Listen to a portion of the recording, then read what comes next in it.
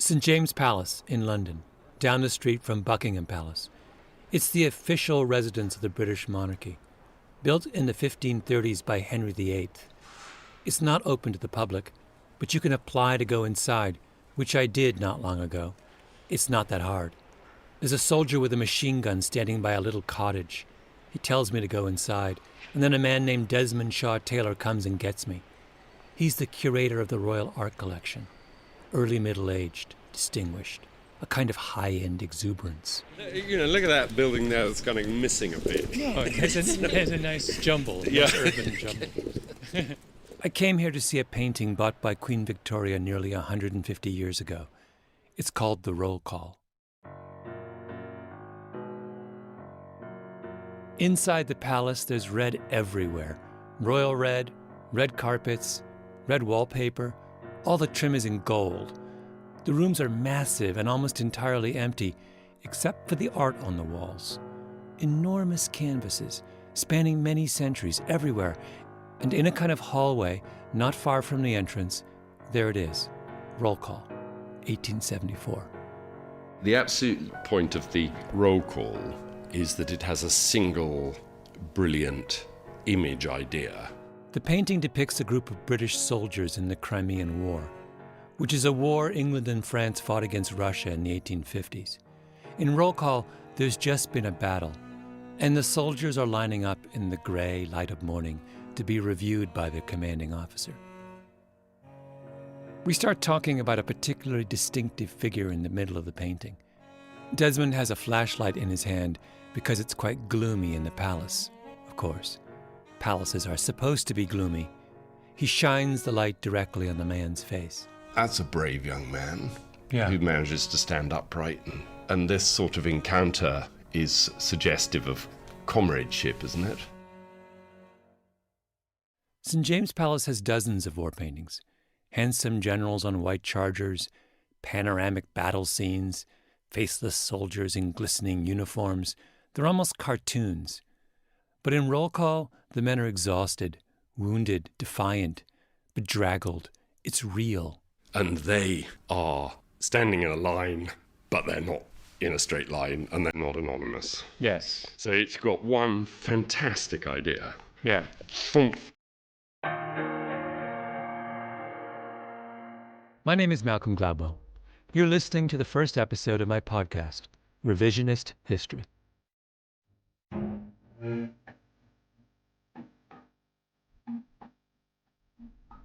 Every week for the next 10 weeks, I'm going to take you back to examine something that I think has been overlooked or misunderstood.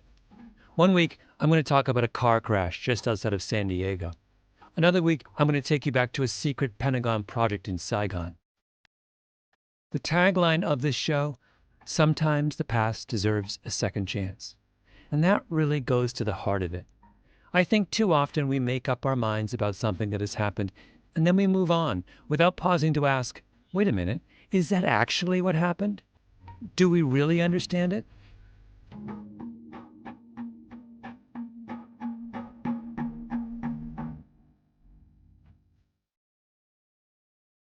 I'm starting with something very simple. A painting. The Roll Call. All but forgotten now. If you want to see it before you listen to this story, you can pause and go to revisionisthistory.com. But in 1874, when this painting became famous, something extraordinary happened that I think is worth revisiting. Because it's an issue that we deal with all the time today, which is what it means to be the first outsider to enter a closed world. The art world in England at that time is controlled by something called the Royal Academy. It consists of 40 artists, and being elected to the Royal Academy is the highest honor any artist can get. It's like winning an Oscar. Membership makes your reputation and makes it possible to become very wealthy as an artist. And every year, the Academy puts on an art exhibition. Thousands of paintings are submitted. They choose a select few and display them at Burlington House on Piccadilly. Remember, this is before movies and television and recorded music. Painting is it. Hundreds of thousands of people come to these shows. And Roll Call gets chosen for the Royal Academy. And not just chosen, chosen in a way that makes it a really big deal. First of all, where the Academy hangs a painting on the wall matters a lot. If they hang it way up near the ceiling, if they sky it, that means your painting is considered second class. If they hang it at eye level, what's called on the line, that's fantastic. Roll call is on the line. Then there's where in Burlington House they put it. There's a gallery in the back called the lecture room. The lecture room is known as the black hole. Being hung in the black hole was almost as bad as not being hung at all. But if they hang a painting near the front in Gallery 2, that's incredibly prestigious. So where was Roll Call hung? Gallery 2. Unbelievable. On the line in Gallery 2. I was reading about it. It creates an extraordinary sensation. Yes, completely. Yeah. In an unusual way, even for that time. The day the show opens, the crowds make a beeline for Roll Call. The crowds were so great that you had to have, basically, we employ a warden, but they had to hire a policeman to say, don't touch or don't move on. The only contemporary equivalent I can think of is people camping out in line for 2 days to buy Beyoncé tickets, or the kind of frenzy the Beatles faced when they first came to America. Roll Call is the hit of the Royal Academy show. After that, Roll Call goes on a tour of England.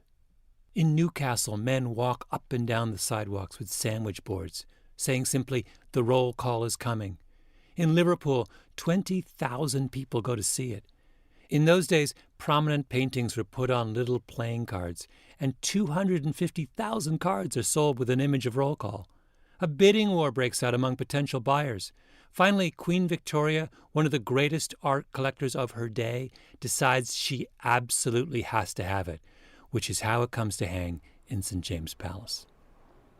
Desmond Shaw Taylor must have seen Roll Call 1,000 times, but as he shines his flashlight over the artist's brushwork, it's like he's seeing it for the first time.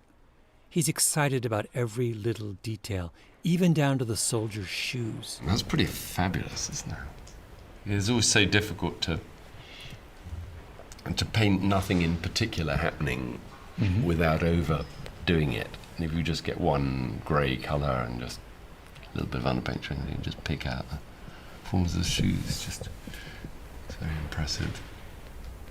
I'm enjoying looking at this. It's a remarkable story, but I've left out the most remarkable fact of all. The artist, an unknown, more importantly, a woman, at a time when the art world was overwhelmingly male. British women in the 19th century weren't even allowed to study fine art. It was a closed world. And suddenly, in the middle of that closed world, there enters a striking young woman named Elizabeth Thompson, raised in Switzerland by wealthy Bohemian parents, an outsider, and she breaks down the door. I've been fascinated by the story of Elizabeth Thompson for years, by Roll Call, and more particularly by what happened to Elizabeth Thompson after the stunning success of her painting. What fascinates me is how her story is repeated over and over again. Once you know about Elizabeth Thompson, you see Elizabeth Thompsons everywhere.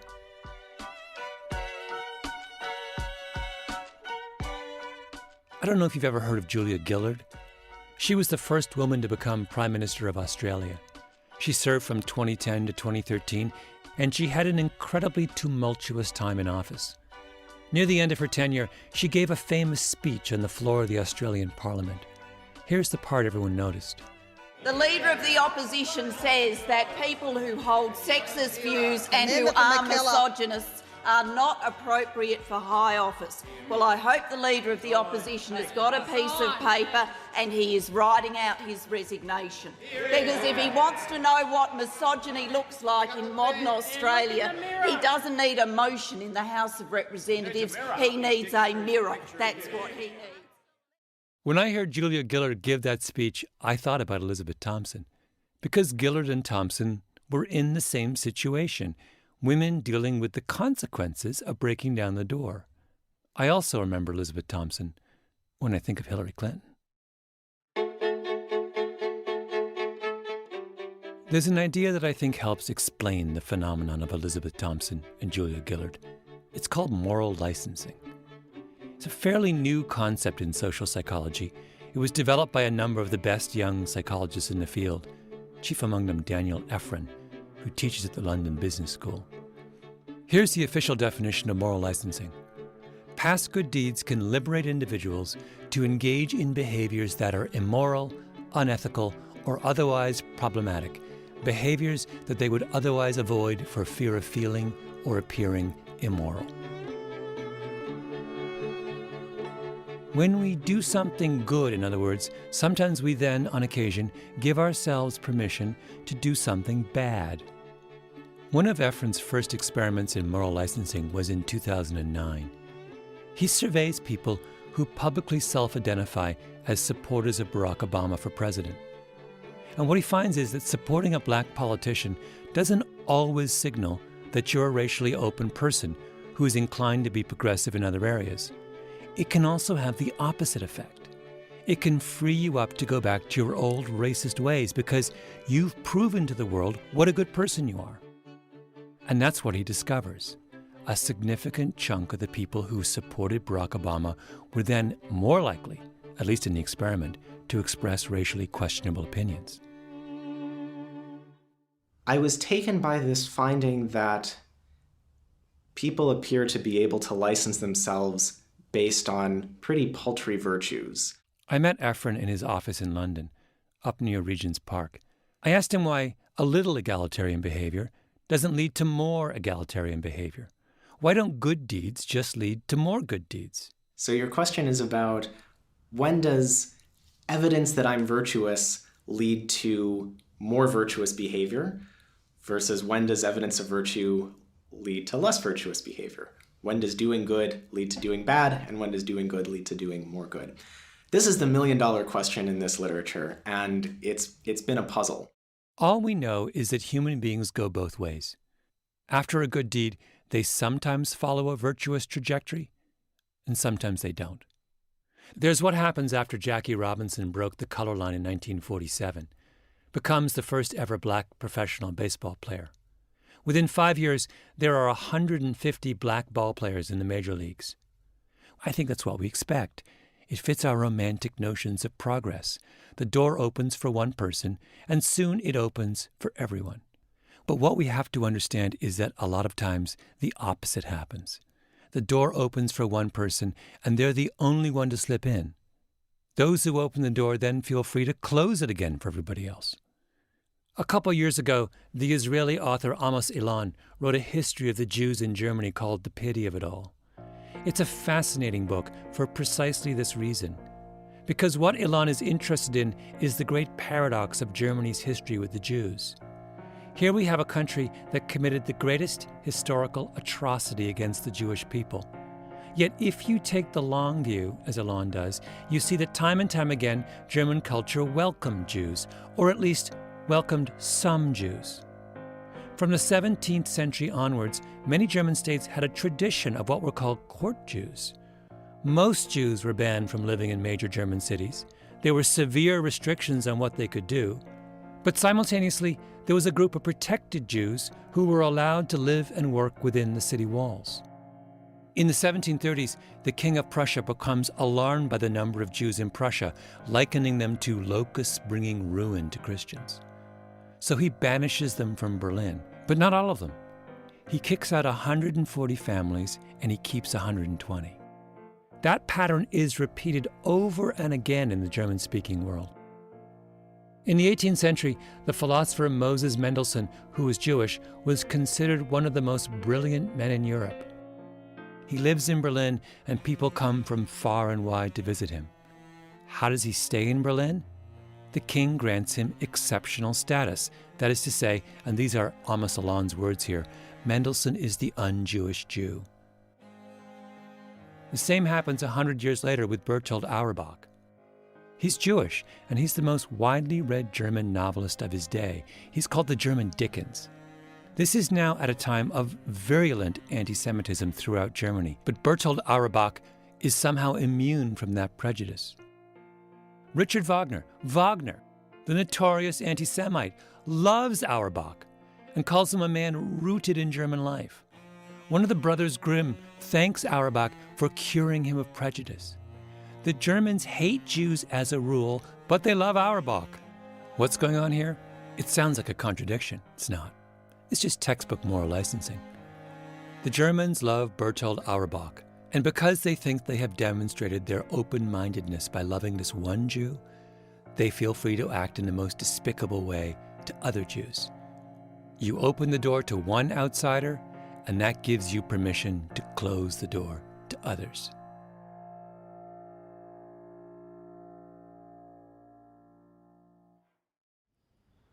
After seeing Roll Call at St. James Palace, I went to the Tate and sat on a little bench outside the Turner Gallery with Paul Usherwood. Usherwood is an art historian who has written extensively on Elizabeth Thompson. In fact, I first learned about Elizabeth Thompson because I stumbled across an absolutely brilliant article by Usherwood in the Woman's Art Journal. It was called Elizabeth Thompson Butler, A Case of Tokenism. Usherwood is wispy and tweedy in the best possible English way. I imagined that after our chat, he would go straight home, spend an hour in the garden, then go for a brisk walk across a few soggy fields with the dogs. Usherwood argues that in making sense of what happened to Elizabeth Thompson, it's really important to understand the role of the Royal Academy. They control the art world at this point. 40 aloof, dictatorial white men. As an institution, it was just very, very powerful and much resented by people who weren't very, very well by it. Academy members gave their own pictures the best positions on the walls of the annual exhibition. Meanwhile, they pretty much ignored everyone else's art, including in 1874, the year when Roll Call went up. For that year, there were 6,000 paintings which didn't make the exhibition. 6,000. There's only one art show that matters in England, and it's so small that thousands of artists are stuck on the outside looking in. There's a revolution brewing.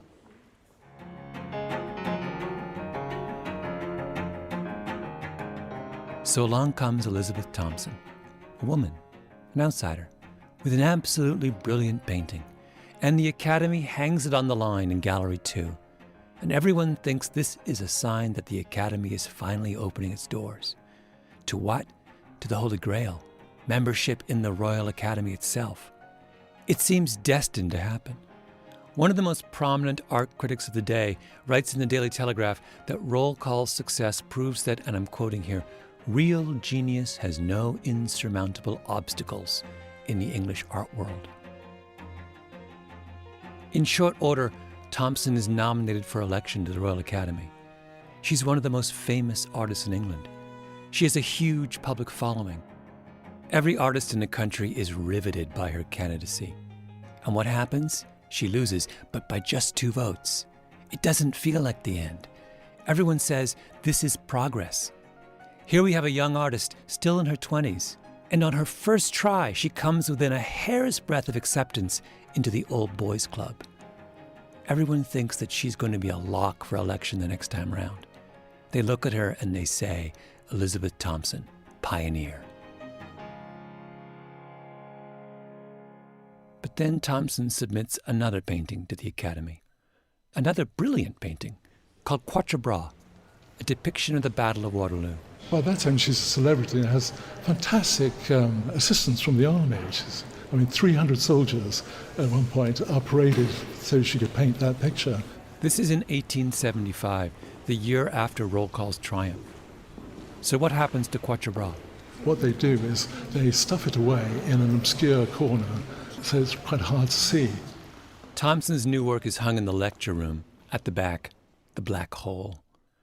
And the Black Hole is where her election to the Royal Academy also goes. Remember, she was within 2 votes of getting in, and everybody said she's a lock for the next time around. But she isn't. There is no next time around. Instead, the male Academy members have these absurd internal conversations about how it would work if a woman ever got elected. What about the etiquette? At the banquet, how would that be arranged? Who would bring in, it was the thing for the male academician to escort a woman into the banquet, but how would that work with a woman? They fussed about it. They tied themselves in knots at the thought of a woman entering their club. So the Academy members passed new regulations to limit the privileges of any women who might get elected in the future. Because they've proven their bona fides. They hung roll call on the line in Gallery 2. Who can doubt how open and progressive they are? Now they can go back to the way they were. In 1881, Elizabeth Thompson paints what might be her most famous painting, Scotland Forever. It's a thrilling depiction of a charge of the Scots Greys at Waterloo in 1815. Scotland Forever is never shown at the Royal Academy, and Thompson doesn't even try again to get elected. She can read the writing on the wall. In fact, no woman would be elected to the Royal Academy until 1936, more than half a century later. As for Thompson, she married an army officer named William Butler. She changed her name. She raised 6 children. Her career took a backseat to her husband's. When he writes his memoirs, he doesn't say a word about her, his own wife, one of the most famous artists in England. His autobiography, 455 pages. She's not mentioned in the index. He mentions that he was married. He mentions that he did have children. And that's it. And when she writes her memoirs, she acts as if the whole incident with her near election to the Royal Academy never happened. Today, people would write an entire book about it. But she's been defeated, and she knows it. Here's all she says. As it turned out, in 1879, I lost my election by 2 votes only. Since then, I think the door has been closed. And wisely. That's the part that always gets me. And wisely. She's given up.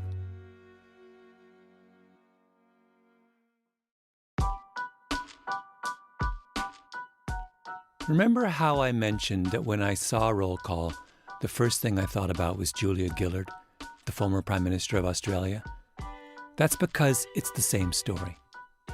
Gillard's election was a milestone in Australian history, the same way it would be for any country. Australia had been an independent nation for more than a century. 110 years of uninterrupted male rule.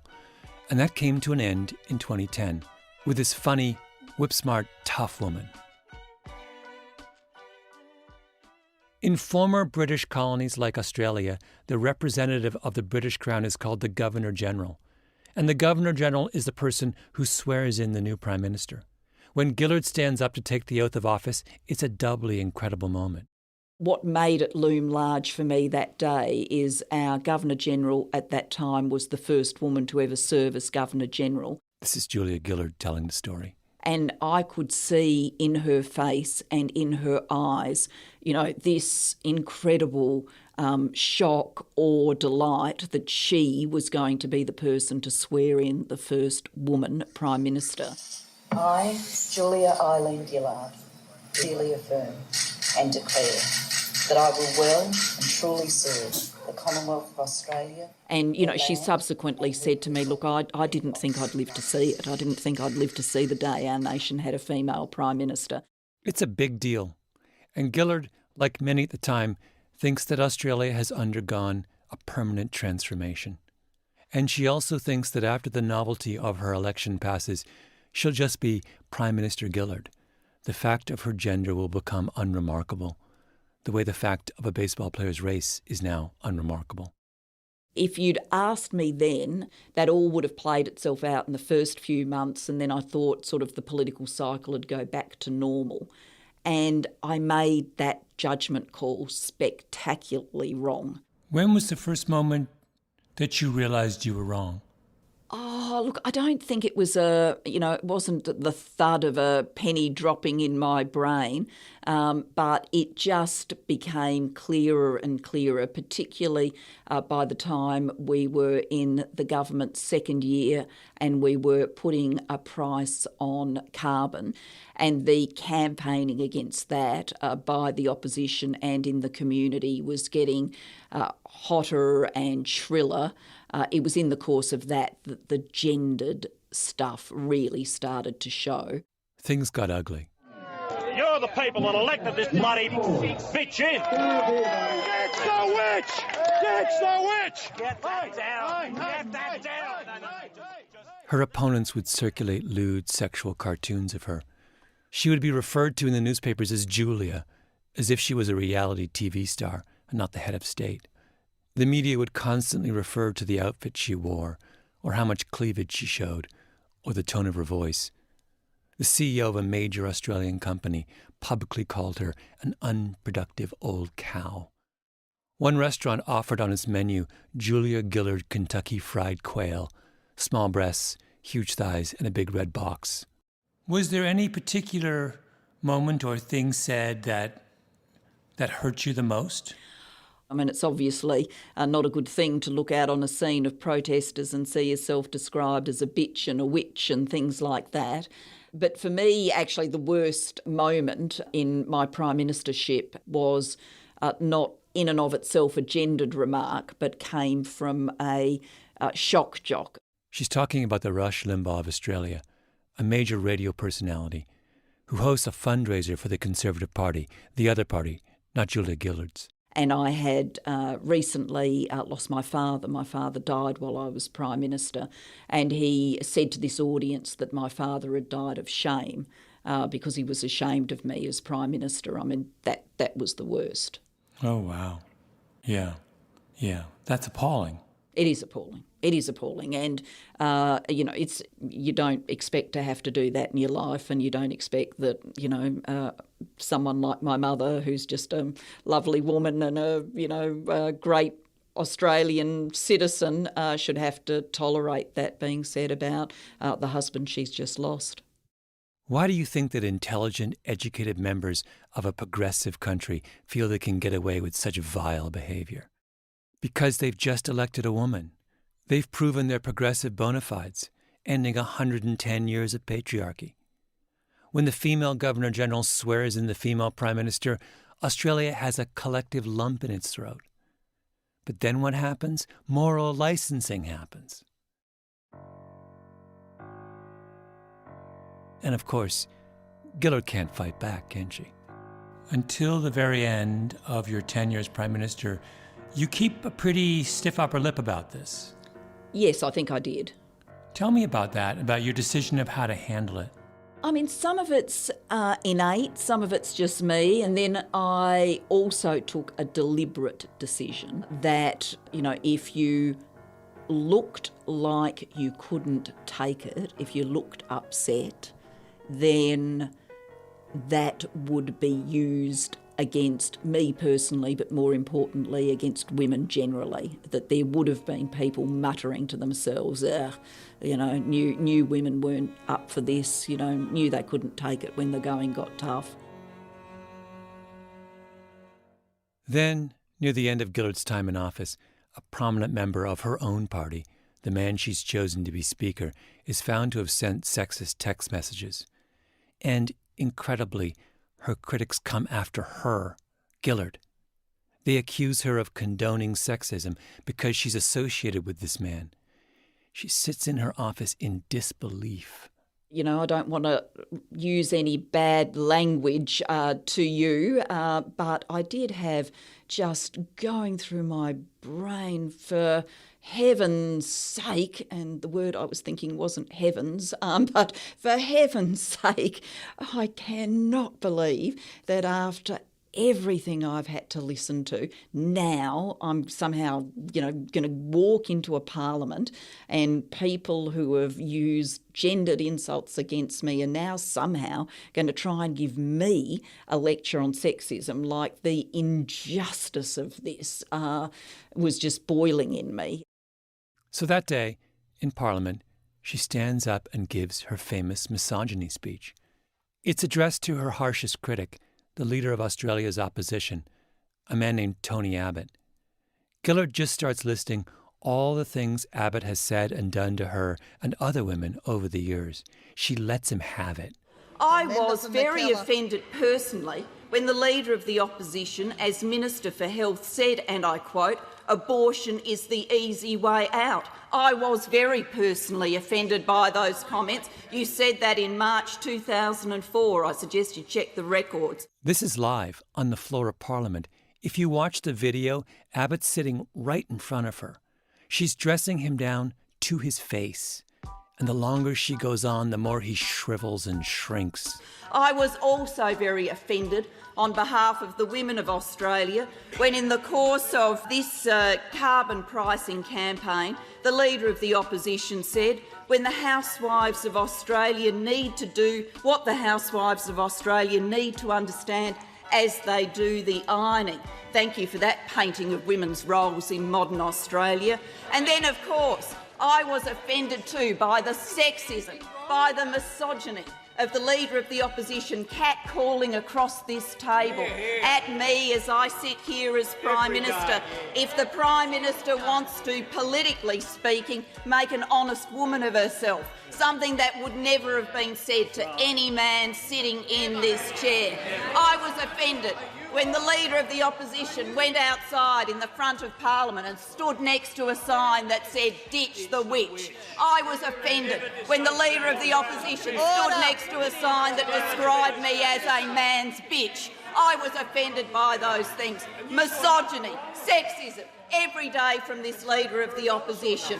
Every day, in every way, across the time the Leader... This was in 2012. It was practically yesterday. At her last news conference as Prime Minister, Gillard says, "What I am absolutely confident of is that it will be easier for the next woman, and for the woman after that, and the woman after that, and I'm proud of that." But forgive me for being a little less optimistic than she was.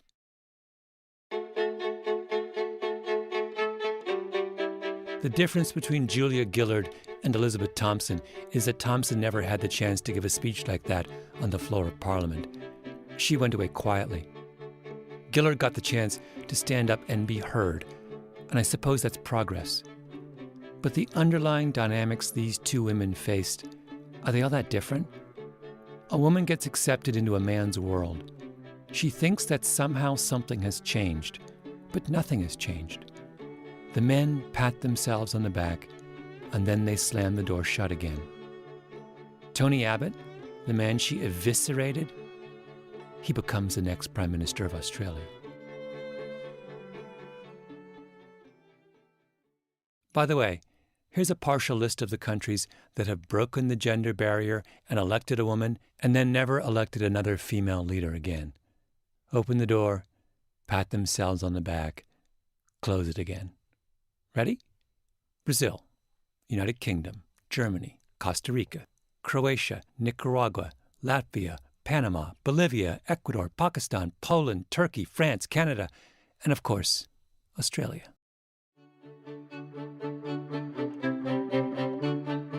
Makes you wonder about Hillary Clinton, doesn't it? She's not going to have it easy.